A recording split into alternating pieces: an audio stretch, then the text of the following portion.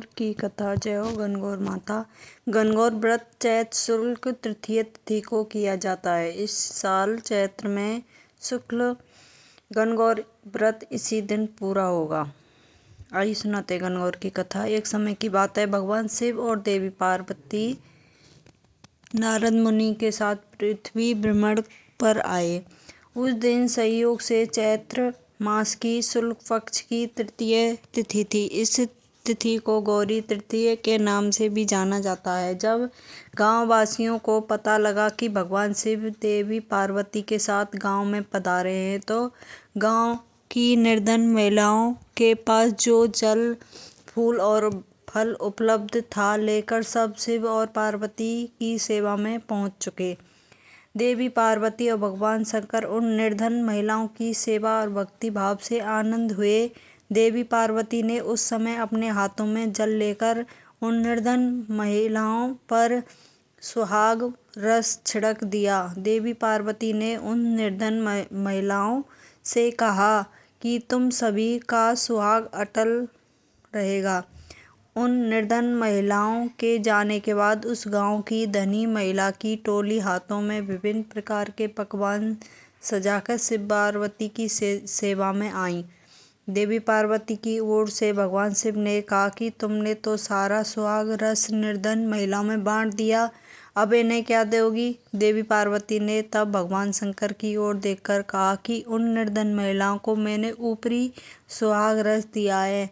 इन धनी महिलाओं को मैं अपना समान सौभाग्य का आशीर्वाद दूंगी।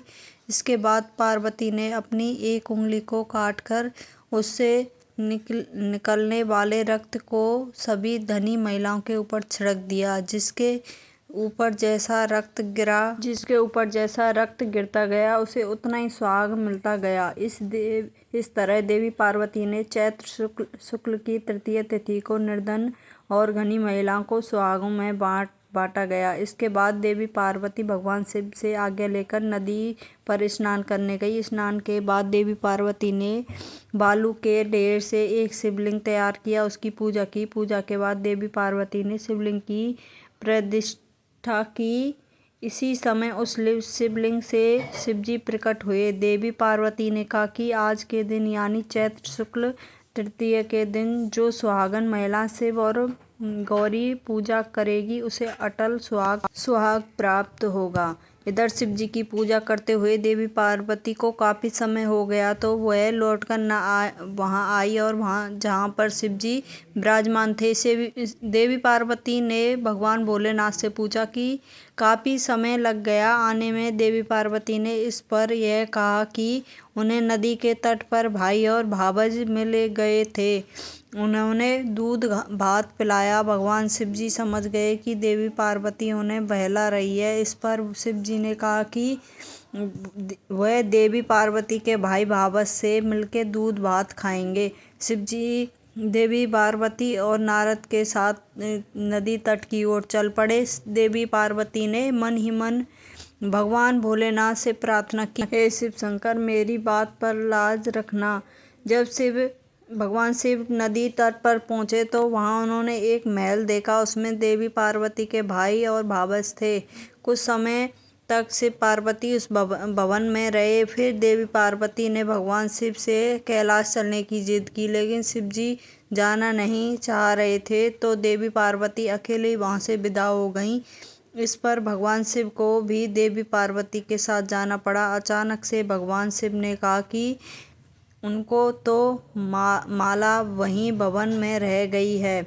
नारद जी को शिवजी ने माला लेने के लिए भेज दिया। नारद जी जब नदी तट पर पहुंचे तो वहां ना तो कोई भवन था, ना ही देवी पार्वती के भाई भावज थे।